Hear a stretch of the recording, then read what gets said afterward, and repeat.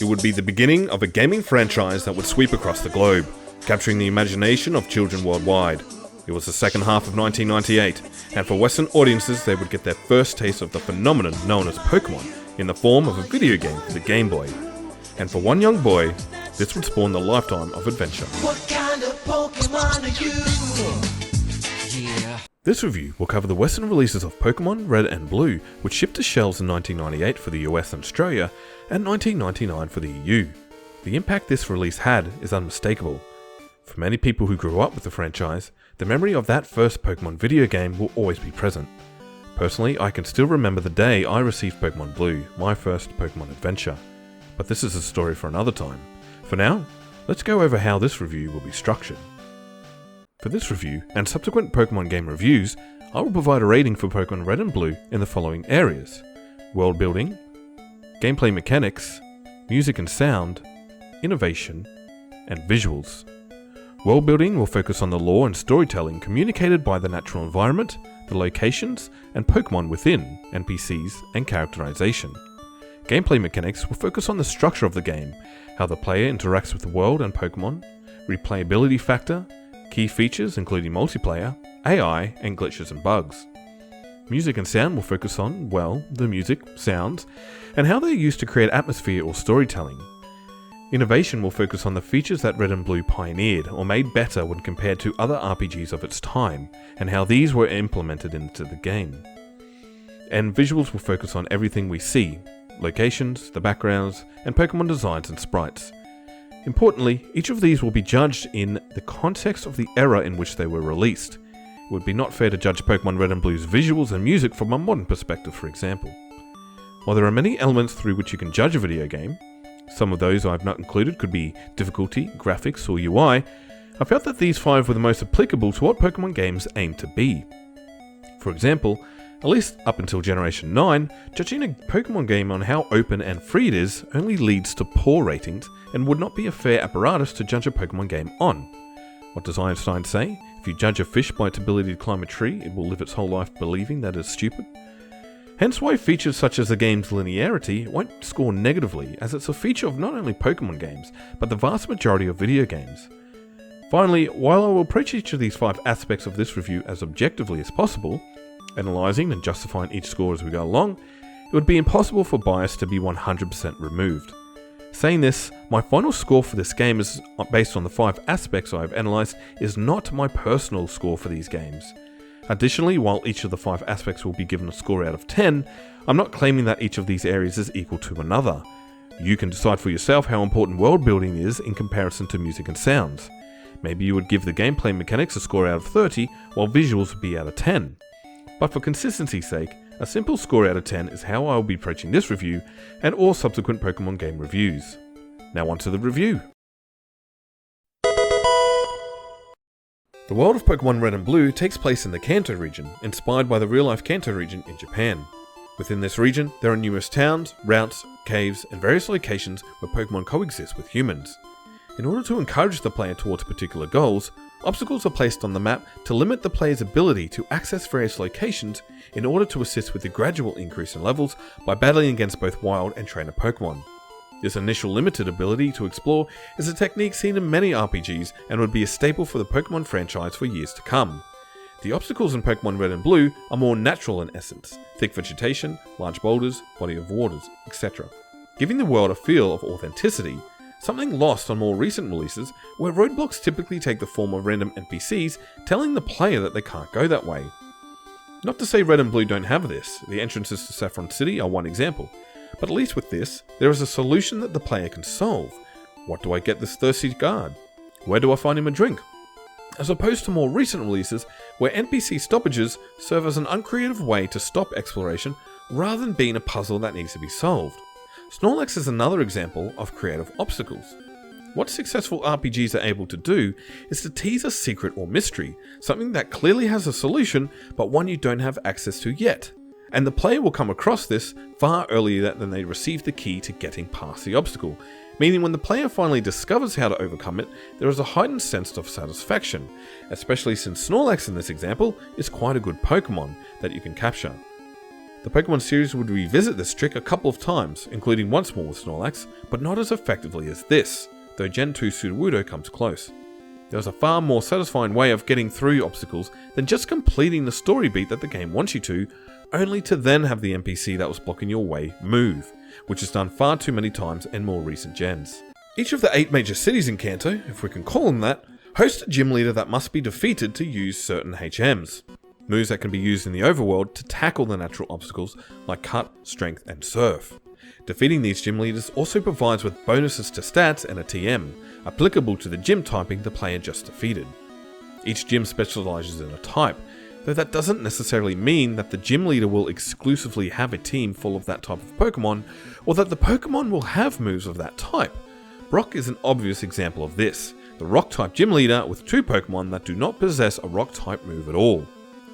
Different types of Pokemon will appear in different regions, caves, and locations, some fitting with the theme of the location. For example, Zubats appearing in caves, Tentacles appearing in water tiles, and Ghost Pokemon found in the place where Pokemon are put to rest. This alone allows for some incredible storytelling through the world the player explores. In the mind of children playing Red and Blue, exploring locations such as the abandoned power plant full of electric Pokemon, or the Pokemon Mansion full of poison and fire types, lets the player's imagination run wild with theories about what had happened to leave this location in such a state. It would prove to be a far more effective form of storytelling compared to recent entries which throw hours of non-skippable cutscenes at the player in every location multiple times. 10-7. Storytelling through world building would be what the developers of Red and Blue would lean more heavily on, as the storyline is rather bare bones. To be clear, this may very well be an issue due to storage space on the tiny Gameboy cartridges, but compared to other releases on the Game Boy around the same time or earlier, for example Link's Awakening, The Sword of Hope, Final Fantasy, Mega Man, Donkey Kong, etc., there's not much of a storyline. Granted, those releases had a heavier foundation to lean on. Additionally, there isn't a whole lot in the way of characterization. Granted, you as the player are a blank slate, but outside of your rival, characters generally have no personality whatsoever. This is something that did appear in RPGs of the time, and that Red and Blue lacks. The story of Red and Blue begins with the player characters starting their journey from their hometown of Pallet Town. You bypass your mum, who seems disinterested in her 10-year-old leaving home, and make your way to the patch of grass north of your home. The player is then stopped by Professor Oak, the apparently famous Pokemon expert. Oak doesn't want you wandering the wilds as Pokemon are dangerous, so he provides you with your very own Pokemon that is only dangerous to other Pokemon and people apparently. We also meet our rival, who we've known since we were babies and whose name escapes Professor Oak. This wouldn't be a big deal until you realise that this is his grandson. So we're given a dangerous creature and a machine to register every Pokemon from the guy who can't be trusted to remember his grandson's name. Seems fishy. You can choose one of 3 options at the start of your adventure: a grass type, Bulbasaur, a water type, Squirtle, or a fire type, Charmander. This would be the staple beginning of Pokemon games going forward, a rock, paper, scissors situation with the typings. Oak's grandson chooses the Pokemon whose type is strong against yours and who immediately challenges you to battle. Pro tip, this match is always winnable if you grab the potion from the PC in your room. While exploring the various towns and locations, you will come across the villainous forces of Team Rocket, who seek to use Pokemon for nefarious ends. First introduced as a minor menace in Mount Moon, their crimes grow throughout the journey, from stealing a TM for Dig to taking over an entire company. This provides for satisfying goals that the player character to achieve. Who wouldn't like to take down a criminal organisation? Most importantly, even back in the 90s, you would see the effects of this villainous team's efforts in the world around you. Talking to NPCs in Lavender Town reveals the tragic tale of Cubone's mother, who is rumoured to have died at the hands of Team Rocket. Years later, Pokemon Let's Go Pikachu and Eevee would provide us with a very touching scene, as we let the mother's spirit rest and pass on into the afterlife. But for Red and Blue, we smash it with a Razor Leaf and go on our way. Ah, so touching. The player's rival also provides a source of accomplishment, defeating the guy who is evidently one step ahead of you and pretends like beating him was all part of his plan, and who was particularly fond of smelling you later.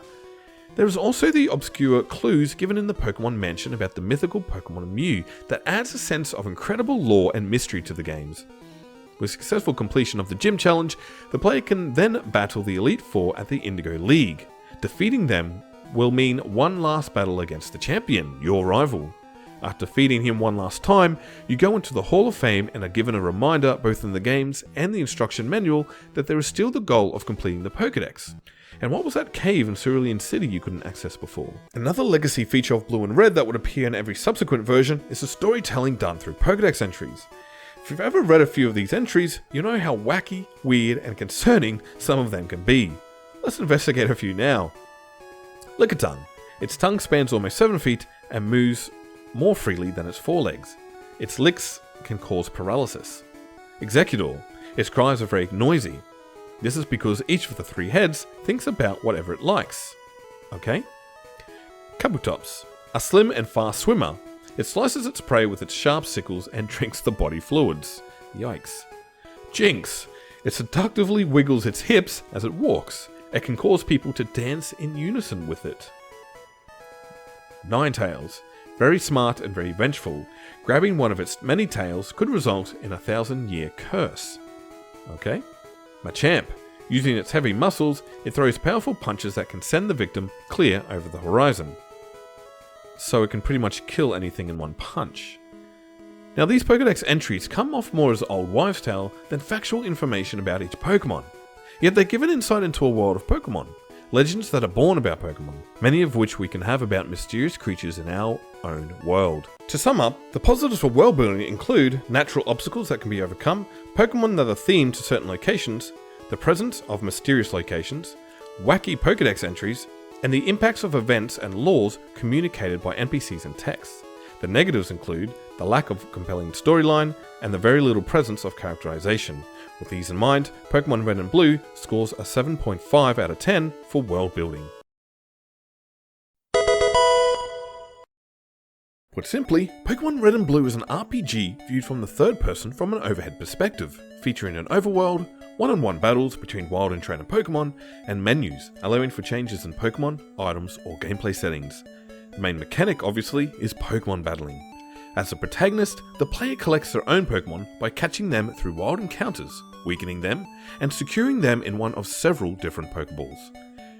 Training these captured mons are the key to success, with experience gained through every battle, with trainers providing more experience than wild Pokemon. Each Pokemon possesses 1 or 2 types from a list of 15 in Generation 1. These types have strengths and weaknesses in both attack and defense. For example, the ground type is weak defensively to water, but on the attack, ground type attacks are neutral against water types. Successful trainers must balance their Pokemon teams to achieve success, or so the game wants you to believe. In practice, Pokemon Red and Blue are not difficult games, and can be completed by soloing your choice of 3 starter Pokemon at the beginning of your journey. The game will not make a demand of you as to how many Pokemon you can use on your journey, however, you can only carry 6 at a time. The player's Pokemon fights its opponent using a total of 4 possible moves, though the options to use an item, change Pokemon, or run from battle in wild encounters also exist.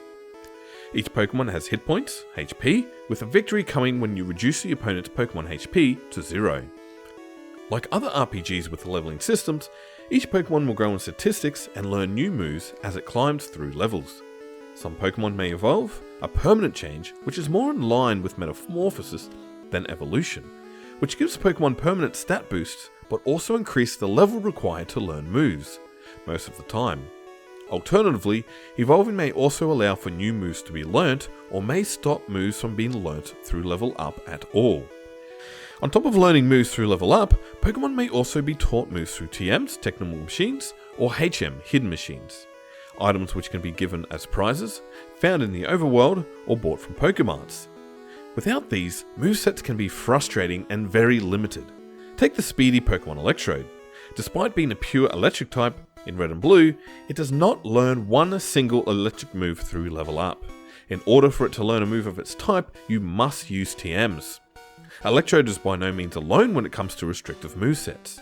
Other handicapped mons include Arbok, Sandslash, Clefable, Golbat, Parasect, all of which depend very heavily on TMs. Some mons' most powerful leveling move isn't even a move of its own type. For example, Venomoth, Butterfree, Nidoking, Hitmonchan, Weezing, and the list could go on, but I'd be naming the very vast majority of the Pokédex. Speaking of the Pokédex, this is the device in which the player records all Pokemon they have seen or caught. It provides a plethora of weird and sometimes downright scary descriptions of Pokemon, as well as reciting their cries and the location they spawn. The ultimate goal of Pokemon Red and Blue is to complete the Pokédex, which in these games includes 151, though 150 is the number required to complete the Pokédex, with Pokemon 151 being new, this generation's mythical Pokemon, which may be caught through the use of glitches, one of many which we'll cover later. Pokemon Red and Blue also allows for trading and battling from one Game Boy to another through the Game Link cable. The games encourage this, as the double release means that some Pokemon will only appear in one game, while a total of 4 Pokemon require trading to evolve into their final form. Fun fact, in Generation 1, trading from an English version of the game to a Japanese version of the game can corrupt the save files of both games as they use different languages and therefore character sets. Pokemon Red and Blue can also be used with both Western releases of Pokemon Stadium 1 and Pokemon Stadium 2 through the transfer pack. I did personally use this when it was released as a kid, and the Dodrio mode made it difficult to play at normal speeds from then on. One mechanic, or rather lack of mechanic, that features in Red and Blue is a virtual freedom the player experiences when starting off on the adventure. This is very much a 90s era game in this regard, which we will also see in the likes of the first Zelda game. Modern Pokemon games could not have moved further away from this approach if they tried. Red and Blue make any learning optional, you don't even have to do the catching tutorial, though they do place a lot of information in the trainer's manual which came with the game. If you do get the chance, I would highly recommend looking through this. It's astounding to see what they used to include with games in the 90s. Now you're lucky if you get anything outside the game cartridge. Now onto the mechanics that were not implemented well. In my recent playthrough of the game, I got in a particularly rageful mood when trying to capture Articuno. One more maybe? One more? Well, no, oh no! And it doesn't matter if it freezes. Oh wow, what? Yeah, good. Use Ice Beam. Oh my goodness. It's probably going to keep pecking me within distance of a critical hit Ice Beam, I bet. Oh, it did. Oh my goodness. You've got to be kidding. There's 7.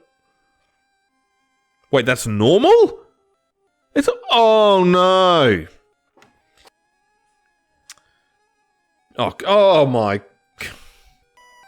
Critical hits in Gen 1 were based on the speed stat of the Pokemon and appeared 4 times more often than what it was supposed to. Now you could definitely use this to your advantage. My suggestion would be Alakazam or Jolteon. But this is one thing that didn't work as intended. Another thing that didn't work as intended was toxic damage when doubled with Leech Seed. This is a fairly well-known glitch now, but what would happen is that if a Pokemon was hit with Toxic, an invisible number would tick up by 1 each turn, designating how much more damage would be done to the poison Pokemon. When combined with Leech Seed, however, this invisible number would tick up twice, doubling the increase of damage taken. This would be a fairly cruisy way to get through the Elite Four or battling with friends, but in regular trainer battles, it would just make things longer. Next, the AI. There are checks in the game that encourages the AI to choose moves that are super effective against your mons, only that this doesn't always fire, and when it does fire, it means the AI is choosing a status move over and over again, despite that being a rather poor choice. Furthermore, the AI will change the move of a Pokemon if you switch out expecting a super effective move. Next, the Paralysis or Sleep Wrap Trap. You can effectively wrap your opponents to defeat or be defeated yourself by simply paralyzing and putting to sleep the enemy Pokemon, then choosing Wrap over and over again. Now, as enlightened Pokemon trainers, we would never resort to such low blows, but the AI sure would. As a kid, this was made clear to me when fighting Erica. I thought to myself, my Charmeleon doesn't need to be cured of the paralysis condition I picked up earlier, it's a fire type, it'll be just fine. Nope. What seemed like several thousand wraps later, each of my team fainted to paralysis or sleep, then wrap. Next up, broken damage calculation. In moments when you raise your defense too high, it may reset to very low numbers due to overflow, or just make the game freeze entirely. Next issue. This isn't a glitch, but what I'd consider a poor design choice. I'm talking about the 20 item limit from your bag, which means you'll be hauling things to and from the PC storage or selling them at the Pokemart at a constant rate throughout your adventure. Now for the ultimate glitch speed round, where I list off a wide variety of broken mechanics. There's the multiple glitches allowing you to finish the game far earlier than you're supposed to, such as in less than 2 minutes. Check World Speedrun Records for more information. You can bypass the ghost Pokemon of Pokemon Tower by using a Pokédoll. Pokemon that evolve by Evolution Stone can evolve through level up so long as they finish a battle with a Pokemon whose index number corresponds to the index number of the Evolution Stone, for example, Executor for Moonstone. The multiple glitches that occur when leaving the Safari Zone improperly, the invisible PC in Celadon Hotel, an overworld sprite misplacement where an NPC will appear on the roof of Cinnabar Island Gym if 2 easy triggers are made, skipping Pewter City Gym, the 1 in 256 miss glitch where all moves, not including Swift and Bide, except in the Japanese version, will miss, catching mechanic oversights which allow for Pokeballs and Great Balls to be more effective than Ultra Balls under certain circumstances. You can change all NPC sprites to have the same sprite as the player, and the freaky thing about this glitch is that you started in Lavender Town. Focus Energy and Dire Hits are intended to quadruple the critical hit rate, but due to a glitch, they will quarter the chance of scoring a critical hit. You can stand on a cuttable tree by cutting it down, walking on the spot, saving and resetting. This is due to the lack of storage space required to remember that the tree had been cut. You can access a cycling road without a bicycle. The game displays incorrect damage information when using an attack on dual types. For example, hitting a Gyarados with Solar Beam will display not very effective, when in reality it was neutral damage. Experience Underflow, where a level 1 Pokemon with a medium slow growth modifier will jump from level 1 to level 100 after gaining a small amount of experience. This is how the glitch giving you a level 100 Pokemon at the start of the game is done. The Invulnerability glitch, where if a Pokemon is fully paralyzed or hurts itself in confusion during the first stage of Fly or Dig, all moves except Swift and Bide from the opponent will miss or fail. The Item Duplication glitch, the famous Missing No glitch, the Level Up Learn Set Skip, where Pokemon will miss out on learning the move if they have leveled up twice in a battle and finish at a level above the level in which the move was learnt. The numerous new glitches, and many, many more. Now, I'm very aware that other games of this era had bugs as well. This doesn't mean that I'll simply ignore mechanics that do not work as intended though. Besides, if I was reviewing other Game Boy games, I'd criticise their bugs too, especially those that did not act as they were stated to by the game itself. Before we go to the score, I'd like to finish with a positive. Red and Blue does something that many RPGs were able to do in the 90s and even now, but is sadly missing from more recent releases of Pokemon, a sense of accomplishment. The amount of times I've seen YouTubers who first played Pokemon in Gen 3 onwards attempting Gen 1 and getting utterly shocked about how difficult a place like Rock Tunnel is makes me laugh and sad at the same time. For many Pokemon fans, they would never have enjoyed the sense of accomplishment from getting through Rock Tunnel or any other difficult place in one go. Why? Because in more recent releases, the routes are smaller, the amount of trainers is less, and healing NPCs are everywhere. Nothing feels earned in more recent Pokemon games. But in the era of 90s RPGs, if you made it somewhere, if you completed the game, you earned it. Victory wasn't handed to you. Now by no means is Red and Blue a hard game to complete, but compared to what we get beyond this, and by seeing the experience of Pokemon fans playing Gen 1 for the first time, it's clear that there's a difficulty drop in Pokemon. To sum up, the positives for gameplay mechanics include freedom and replayability, diversity of Pokemon types and moves, multiplayer trading and battling mechanics, the existence of teachable moves, TMs, and the sense of accomplishment upon completion. The negatives include restrictive movesets on Pokemon, the many features not working as intended, small baggage storage, and the AI opponents exploiting or being exploited. With these in mind, Pokemon Red and Blue scores a 6.5 out of 10 for gameplay mechanics. Perhaps the most difficult feature to view objectively, the music and sounds of Pokemon Red and Blue feature some of the most well-known 8-bit tracks of all time. But just how was Game Boy music created in the 90s? Basically, the 8-bit music, or chiptune, we all know and love is a style of synthesized electronic music made using sound generator chips. In the Game Boy, this took the form of a waveform generator. A waveform generator usually produces a basic geometrical waveform with a fixed or variable timbre and variable pitch. Common waveform generator configurations usually included 2 or 3 simple waveforms and often a single pseudo-random noise generator or PRNG. Available waveforms often included pulse waves, whose timbre can be varied by modifying the duty cycle. Square wave, a symmetrical pulse wave producing only odd overtunes. Triangle wave, which has a fixed timbre containing only odd harmonics, but is softer than a square wave, a sawtooth wave, which has a bright, raspy timbre and contains odd and even harmonics. Two notable examples of systems employing this technology were the Nintendo Game Boy portable game console and the Commodore 64 personal computer. The Game Boy uses 2 pulse channels, switchable between 12.5%, 25%, 50% and 75% wave duty cycle, a channel for a 4-bit pulse code modulation (PCM) playback, and a pseudo-random noise generator.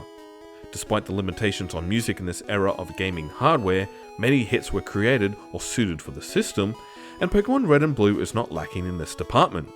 Composed by Junichi Masuda, Red and Blue's music and sounds compilation is one of the largest of any Game Boy game, which is understandable as it is released near the end of the Game Boy cycle and just prior to the release of the Game Boy Color. Having listened to over 50 Game Boy soundtracks throughout the past week, it's become clear that comparing soundtracks on face value would not be an adequate indicator of a game's music and sound. If you compared Link's Awakening soundtrack to Tetris, for example, then obviously Link's Awakening is the clear winner. But to be a truly phenomenal soundtrack, it needs to fulfill on the promise of its genre. Take the RPG.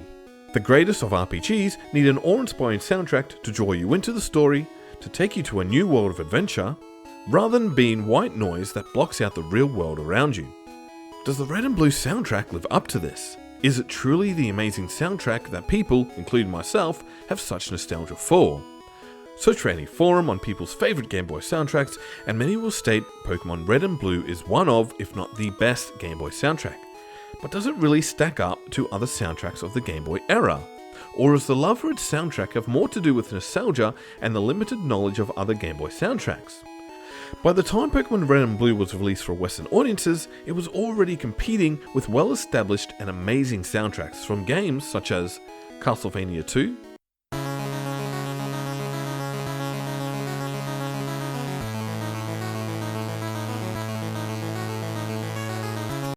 Final Fantasy Adventure,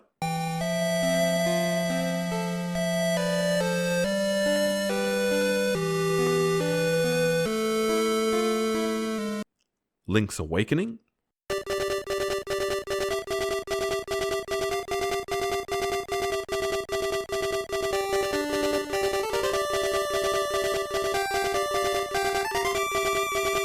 Torek,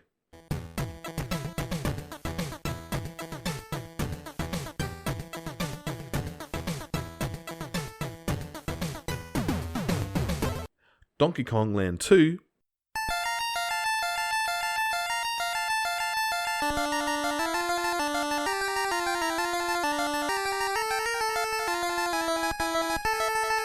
Super Mario Land,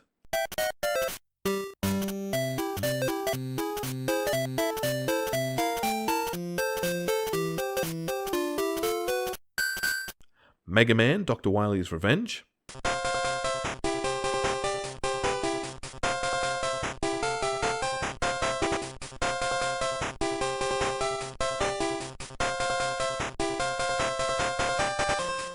and Ninja Gaiden Showdown.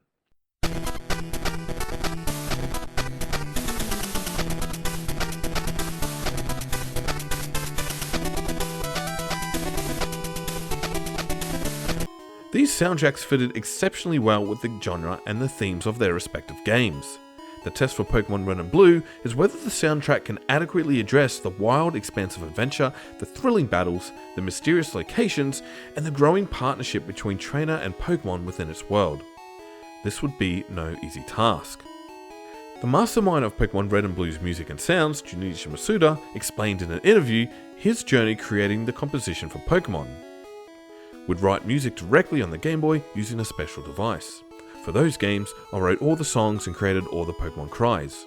I was definitely able to pour everything I had into these sounds. When I listen to the soundtrack, I hear things I'd like to go back and fix and make changes to, but the majority I really like. I'll listen and think, wow, this is really good, I can't believe I made this. He would go on to explain how the first Pokemon games presented challenges that were different from other projects. As the games were being developed simultaneously with the sounds and music, Mr. Masuda had to imagine what a scene would sound like. Sometimes I've had a visual effect that I could match the music to, like the little falling sound before the battle begins.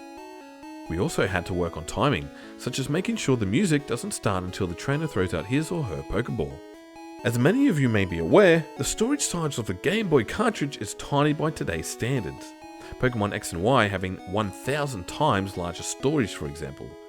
So to save on memory, composers designed their tracks to loop indefinitely under heavy limitation. During my research, I came across a document filled with the personal transcripts of the entire score of Pokemon Red and Blue by Mark Bennis. I'll leave links in the description below to his work.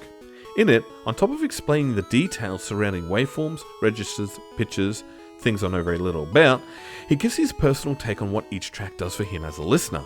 In his description of opening battle theme, he provides a description that captures the feelings of all those who played these games when they first came out. You insert your cartridge of Pokemon Red or Blue into your Game Boy and turn it on. Develop a Game Freak's logo appears on screen accompanied by a short jingle. Then suddenly a Gengar slides into view on your side in the midst of a battle against a Nidorino. The opposing Pokemon postures side to side, but Gengar strikes first with Scratch. Nidorino jumps back and the attack misses. It postures again and crouches down waiting to strike. Then whoosh! It leaps forward in a burst of energy, headbutting Gengar as the scene fades to white in a wash of noise. This opening scene is the first impression a player gets of Pokemon. It's a game filled with action, excitement, and unique creatures that one day could be yours to own. As identified by Mark, many of the tracks share similar, if not the same, harmonic material and ideas. The title screen and opening battle tracks are one example of this, though in this instance it makes more sense since they follow on from one another. Additionally, we see certain tracks contain structures specifically designed to combat the excessive repetition as to not make the music drag after the player has heard it many times. In pieces such as Pokemon Center, Game Corner, or Ocean, Mark elaborates perfectly on what it makes these tunes so good. The formula is so common in Pokemon Score because it facilitates repetition by fulfilling your expectations on a subconscious level. The melody first captures your attention, the weak cadence piques your curiosity, then the second melodic statement guides your ear to the authentic cadence at the end, which relieves the tension built up over the two phrases. So intuitive is the piece's form and so seamless its motion from one idea to the next that a listener can drift down the musical current without ever noticing the push of the waves. Again, please check out in the description below for his work. They are simply astounding and something like doctoral thesis in length and breadth. Finally, I'd like to examine the tracks that stand out for better or worse. Tracks such as Pallet Town,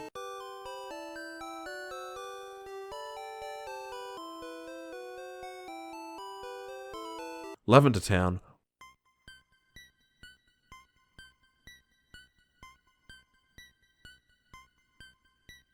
Rival Appears,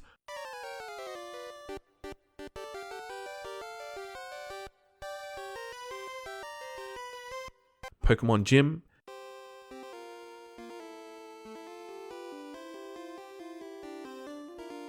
SSN,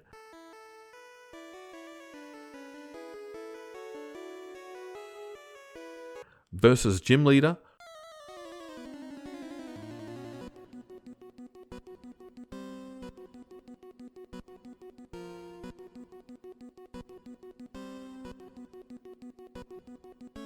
Final Road,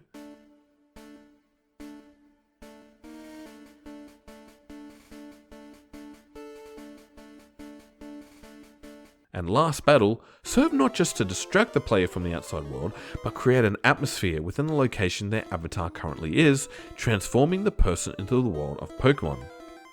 It additionally serves as storytelling. This Viridian Forest isn't so pleasant as the name suggests. You have to be on your guard for what mysterious Pokemon may be present. Alternatively, tracks such as Routes 4, 24, and 25, and Evolution do not serve the same purpose anywhere near as well. Routes 4 theme plays just as you enter and finally leave Mount Moon, yet there are two different feelings here. One is heading into the unknown on an adventure, the other, relief at finally exiting and hoping to get to the next town as soon as possible. The tune captures the former well, but not the latter. A similar issue arises with Route 24 and 25's theme. It sounds almost too adventurous for this walk to Bill's house.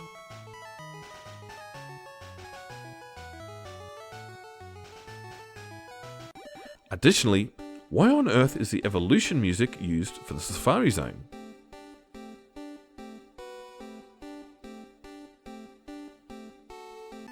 And why do the Elite Four, with the exception of Lance, get normal trainer battle music? Surely these battles mean more than that.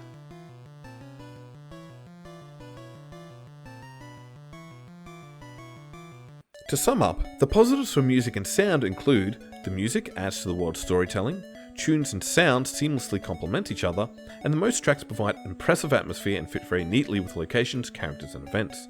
The negatives include inconsistency with music and certain routes and locations not fitting with the mood and the tone of the visuals and the significance of particular places, as well as Masuda's own admission that there are things he would like to go back and fix and make changes to. With these in mind, Pokemon Red and Blue scores an 8.5 out of 10 for music and sound. For the RPG genre, the 90s is considered somewhat of a golden era, with releases such as Chrono Trigger,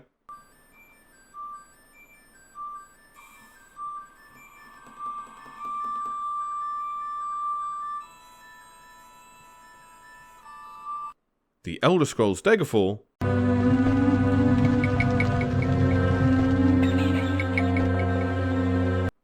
Earthbound,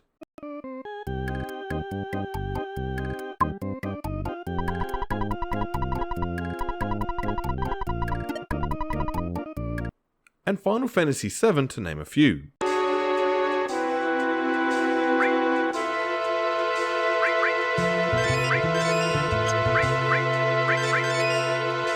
How was it that Pokemon Red and Blue were able to compete with such giants? While the most popular RPGs of the 90s let the player control either a single or team of protagonists, Pokemon Red and Blue distinguished itself from these with its emphasis on collecting monsters and having these monsters fight rather than the protagonists themselves. Additionally, there was less emphasis on solving puzzles and more emphasis on collecting all monsters in the game, including trading via the link cable. Many elements of RPGs are definitely present, however.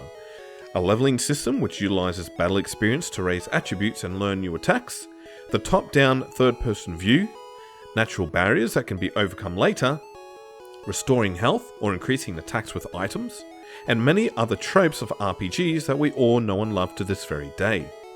What many of you may not be aware of is that the monster collecting subgenre was not pioneered by Pokemon. In fact, the video game Hack, first created in 1982, features a system where the player could capture beasts that possessed all sorts of different stats. This was not the main point of this game, however, and was more of a side feature. Additionally, the Famicom version of Digital Devil Story Megami Tensei had the player controlling 2 humans and a number of demons to explore large dungeons using the first-person perspective.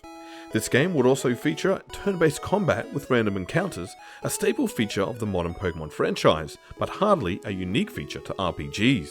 Despite a few examples of monster collecting games prior to Red and Blue's release, nothing came close to the scale and scope of the original 151 Pokemon that could be found in the Western releases of the first generation of Pokemon. Despite my painstaking research, I could not find a monster collection game prior to Red and Blue's release that treated those monsters as partners and friends. This was something new, and in hindsight was a massively successful move on the part of Game Freak. All of a sudden, children could capture Pokemon of all 15 types and treat them not as some random scary monster to summon and be done away with, but partners and friends on a journey of a lifetime. This concept captured mine and many other children's imagination all over the world. The strategic guide for Pokemon Red, Blue and Yellow sums it up as thus. If cared for properly, Pokemon can be used in duels against other Pokemon. They are quite intelligent, however, and do not respond well to inexperienced or harsh trainers. Keep in mind that Pokemon see their trainers as companions or even friends, but not as masters. Pokemon's type system, while not completely new concept to gaming, was a massive innovation in how it applied itself to various Pokemon and their moves, personality, and lovable factor. Pikachu is not just a mouse, it's an electric mouse, and that makes one hell of a difference. An additional innovation was the concept of dual types. While your typical RPGs had classes that maybe combined features of 2 classes into one, such as a paladin being a mix of a knight and cleric, Pokemon had no such compromise and were more often than not 2 different types. For example, the very famous Charizard is a fire and flying type, and these dual types made for some interesting Pokemon and led to some interesting designs. It would also allow the player to address multiple weaknesses in their team with just one Pokemon. Pokemon weren't the only thing that received types, moves did as well. Each move was listed as one of the 15 types, though not all moves worked as intended. Despite this, players could diversify their team not only with a range of different typed Pokemon, but with different typed moves as well. And these moves could have secondary effects, such as paralysis or confusion. In my recent playthrough of Pokemon Blue, my Blastoise had water, ice, fighting, and normal attacks, but could also learn a ground move also, making it a versatile choice for a starting Pokemon. Other Pokemon are not so lucky. But it is this diversity of choices that leads to high replayability and enjoyment of the Pokemon franchise. Moves were also classed either as physical or special, and powered by the attack or special stat of the Pokemon using it. This meant that you had to be intelligent with movesets that would match your Pokemon's strength, but sadly leading to some Pokemon being rather handicapped since it excelled at a stat that was not their types. Take Magmar for example, the Firemon. Its special is not bad at 85, but it also has an attack at 95. Since the fire type is a special attack, a normal attack, considered physical, of the same power would do more damage than a fire attack, its own type, disregarding the same type attack bonus of course. This is by no means the only example of this, one downside of the incredible innovation that Red and Blue showed. Innovation can also be found in the way Pokemon are encountered and captured. While random encounters are rather common in 90s era RPGs, Pokemon Blue and Red employed various ways to encounter Pokemon. These included overworld encounters in optional caves or locations, surfing, fishing, trading with NPCs, purchasing Pokemon at the game corner, gift Pokemon, and the beloved Safari Zone. The capturing mechanics were also diverse, though not implemented correctly 100% of the time, with more success coming from weakened mons, better Pokeballs, or status condition. These monsters also evolved into stronger mons as well, a rather unused feature at the time. Evolving could be done in various ways, through stones, leveling, and trading. Now for some not so great innovations. Spawn rates. In any RPG you'll find monsters spawning in different parts of the overworld. Red and Blue unfortunately appears to have a fascination with spawning some types in multiple locations and at high rates. Zubat for example appears in 4 locations. That's not too bad, right? Except in its first location, Mount Moon, on the first floor it has a spawn rate of 79%. In Rock Tunnel it's over 50%. In Pokemon Yellow they actually increase its spawn rate in Seafoam Islands for some unknown reason. Then there's Rattata, who appears in 7 routes and a mind-boggling 15 routes in Pokemon Yellow at a spawn rate of between 30 to 50%. Then there's Pidgey, who appears in 14 routes, over half the routes in the game, at a spawn rate between 15% and 55%. Spearow, 10 routes, spawn rate 10% to 40%. Geodude also appears in 3 main caves at a rate of 15 to 25%, though it's much higher in Pokemon Yellow. I get you want to make some Pokemon rarer than others, but this really isn't really well balanced. Speaking of unbalanced, we have Pokemon types. This was such a great innovation to have so many different matchups to invite players to have multiple Pokemon over multiple adventures, but in Gen 1, it's terribly unbalanced. This is obvious when you examine the Psychic type. The Psychic type, despite what the games claim, had only one weakness, Bug. Unfortunately, Bug moves were weak and weren't worth it. It would make more sense for Jolteon, for example, to hit Alakazam with a Thunderbolt rather than a Pin Missile. Additionally, all Psychic attacks were classed as special, and since the vast majority of Psychic-type Pokemon had high special stats, they would KO Pokemon left and right. On top of that, they usually had high speed as well, which meant they were going first and had an increased chance of critical hit. And as already mentioned with the Bug type, some types didn't get good enough moves to take advantage of their type, like Dragon and Ghost also. This might have something to do with the fact that Pokemon types were only added into the design of the game when the concept of Pokemon was well in development, meaning that developers were adding types onto already established Pokemon. Finally, I'd like to end on a positive. That is the multiplayer. RPGs were not known at the time for the multiplayer feature.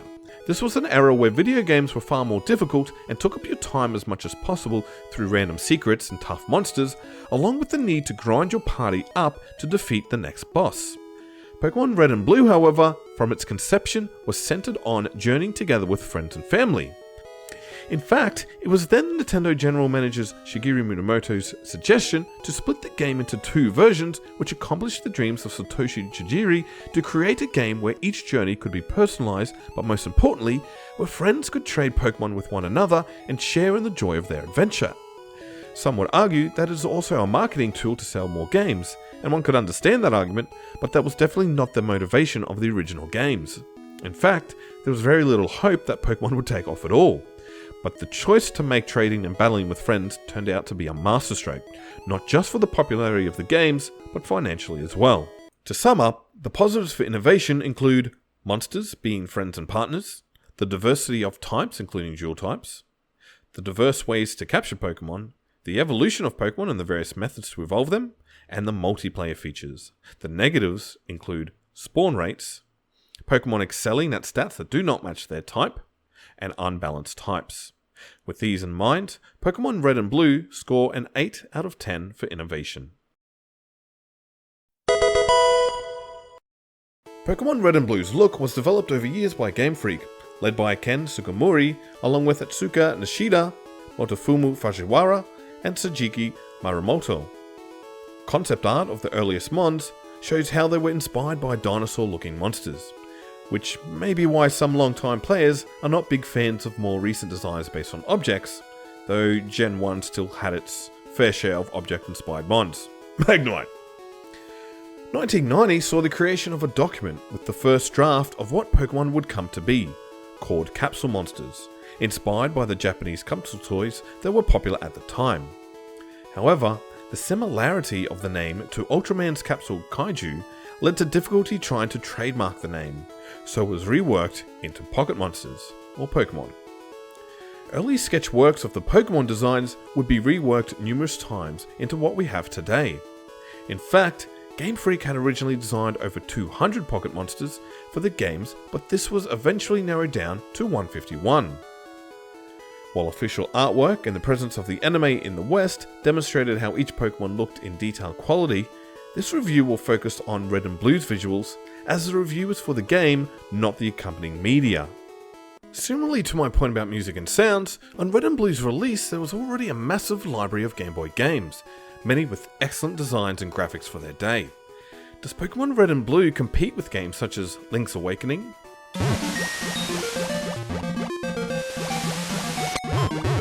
Donkey Kong Land 3?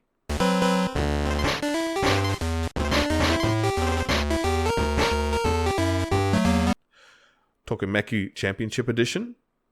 Prehistoric Man?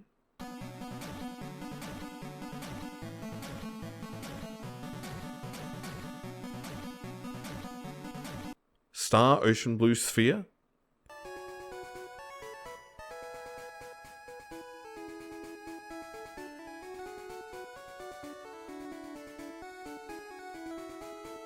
Mega Man?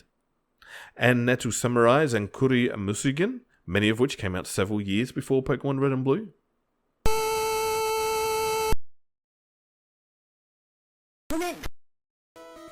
The short answer is not so much. Even at the time of release, Red and Blue were not praised for their graphics, but nor were they heavily criticised for them either, with Nintendo Power scoring the graphics a rating of 6.2. Let's start with sprites. Despite seeing an upgrade from the Japanese releases of Red and Green, the international Red and Blue versions contain sprites that are still image slapped on a battlefield or a suspective Pokédex file. During combat, the image will go up, down, to the side, but will not animate. Now this is obviously due to memory constraints, and that's a justifiable reason, but when trying to create an incredible, immersive and appealing RPG with the memory straits of a modern JPG, cuts to quality will have to be made somewhere, and it is here in its visuals that Pokemon Red and Blue drop some points. Now clearly whether you think a sprite looks good or not is highly subjective. However, I wish to allude to the sprites that match up quite poorly with the artwork of the Mons that existed at the time. Let's have a look through some of the, shall we say, not so good sprites. Pidgeotto, Psyduck, Machop, Machoke, Machamp, Bellsprout, Farfetch'd, Execute, Chansey, Tangela, Ditto, Moltres, Dratini, Mewtwo, Pidgey, Nidorina, Nidorine Female, Wigglytuff, Vileplume, Primate, Mankey, Geodude, Golem, Ghastly, Marowak, Lickitung, Coffin, and possibly a few more as well. Add on to that some of the back sprites we have, and there are times I have no idea what I'm looking at, or at least I wouldn't if I hadn't played these games a dozen of times. Seriously, pause the video and test for yourself to see if you can name these Pokemon from their back sprites. The overworld is equally unimpressive, with caves looking exactly the same, reusing rather mundane assets, again I acknowledge the memory constraints, walls, floors, and whatever the hell those round looking things on the edges of the map are quite basic with single colours, lines, bricks, or a checkered pattern which is used in the vast majority of places. What some objects are left to the imagination, while ones we can identify leave a lot to be desired, especially when compared to Game Boy games of this era and those prior to Red and Blue's release. Even some of the NPC sprites are questionable to say the least. It looks like an alien, what is with that sprite? Though despite these eyesores, there are still plenty of sprites who look entirely like the concept art and what we would see in the anime if we went back in time. Examples include Venusaur, Charizard, Butterfree, Beedrill, Raticate, Arbok, Nidoqueen, Nidoking, Alakazam, Tentacruel, Muck, Gyarados, Cubone, to name a few. Additionally, many of the designs contain personality. This is something that is criticised in more recent gens as Pokemon sprites move around and launch attacks, but their static animation appears bland and soulless. That's not an issue in Gen 1. I would never define a sprite from Gen 1 as soulless. Take Golbat for example. It looks like it's eaten its fair share of souls already. And Omastar looks like it just saw the movie Saturday Night Fever. Despite my criticism, the game still looks like the world with people, realistic features, houses, furniture, all of the stuff you need, at least for what the Game Boy could offer at the time. The player is still able to immerse themselves into the world and escape the sad reality that is the one we live in every day. While the odd bits seem archaic, they do their jobs to a satisfying level. Plus, there are little visual features that are well themed, like the way text boxes are framed with little Pokeballs at each corner, or the way that battles provide an impression of depth perception as your Pokemon in the lower left faces off against an opponent in the upper right. To sum up, the positives for visuals include some accurate looking sprites, objects are satisfactory in communicating what they are, and small visual features that add personality to the Pokemon and the game. The negatives include most sprites lacking cohesion with their concept art, back sprites can be indistinguishable, low quality reused assets due to memory constraints, and unimpressive looking overworld. With these in mind, Pokemon Red and Blue score a 5 out of 10 for visuals. Before we reveal the final score, I just wanted to dedicate this section to some personal thoughts I have about the game. In my mind, there is no generation of Pokemon games in which you need to grind to complete the game. Saying this, if I had to choose one generation that came closest, it would be Red, Blue and Yellow. For starters, there is very little in the way of endgame trainers, from say Gym Battles 6 to 8. If you have a full team, it will likely level maybe 3 levels each from Gym Battles 6 to 8 if you've already cleared out Sylph Company and the routes either side of Fuchsia City, which is what I did.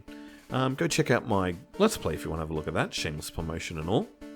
Grinding before the Elite Four is a possibility, especially if you ignored a lot of trainers. There's quite the level jump to the Elite Four and the Champion, though the moves that AI uses leave a lot to be desired, so grinding levels may not be necessary anyway. Another thing just briefly, I don't consider battling trainers to be grinding. They are put in the game with the direct purpose of making sure your Pokemon are leveled up. If you think battling trainers counts as grinding, then I'd assume the mobile games genre is more down your style of fun. A controversial point I will make is about which starter is the best in this generation. Now if you balance your team well, which could be a total of 4 mons, it really doesn't matter which starter you choose, but I'll just say this about which the best starter is. Judging which starter to choose based on the big battles is not a smart idea. Gym, rival and boss battles take up very little of the actual fights you will do.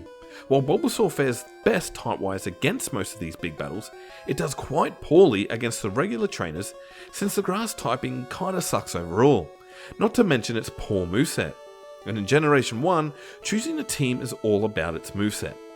There are so many Pokemon with utterly poor movesets, some of which I mentioned earlier in this review. Ranking the movesets of the starters puts Bulbasaur in dead last. And yes, I know you can combine Toxic and Leech Seed, but no one in their right mind is going to do that for regular trainer battles, as it has 2 types of attacks, Grass and Normal, with Charmander having 4, Fire, Normal, Fighting and Ground. No, I'm not including its ability to learn Dragon Rage. And with Squirtle learning potentially 5 types of attacks, Normal, Water, Ice, Fighting, Ground. And unfortunately for our grass type lovers out there, the grass starters don't get much better for a long time. Another point of contention that Red and Blue begins is backtracking. When you first get cut, you can backtrack through Diglett's Cave to grab a few items near Viridian Forest, Viridian City, and Pewter City's museum side entrance. Now personally, I'm a fan of backtracking to reach areas you could once not get to, if it's done well. There's something exciting about revisiting an area to reach a place that you could not reach before. It makes the game seem larger and more mysterious. Not to mention that there are great rewards for this. In Gen 1, there's not a lot of backtracking when compared to future gens, but the way it's implemented here gets my tick of approval, which means utterly nothing in this review. In conclusion, Pokemon Red and Blue's score for each of the 5 aspects is as follows. For world building, 7.5 out of 10. For gameplay mechanics, 6.5 out of 10. For music and sound, 8.5 out of 10. For innovation, 8 out of 10. For visuals, 5 out of 10. For a total of 35.5 out of 50. Now, as I mentioned at the beginning of my review, you may not put equal weight on all of these factors. You may place visuals rather low or not a factor at all, in which case the score would change to a 30.5 out of 40. Either way, I wish to make clear that this isn't my personal score for these games. I cannot understate my passion and admiration for these games and those that put so much time and energy into them. This game will always be one of my favourite games of all time because of the impact it had on me. I've done my best to review these games as objectively as possible and justify each rating. I want to thank you all for watching through this long review. Any support you could offer this video would be greatly appreciated, and feel free to offer your own takes in the comments below. I plan to do a review of the first games of each generation in the future, so any feedback you could offer will only make these more successful. Thank you, and farewell. What kind of Pokemon are you?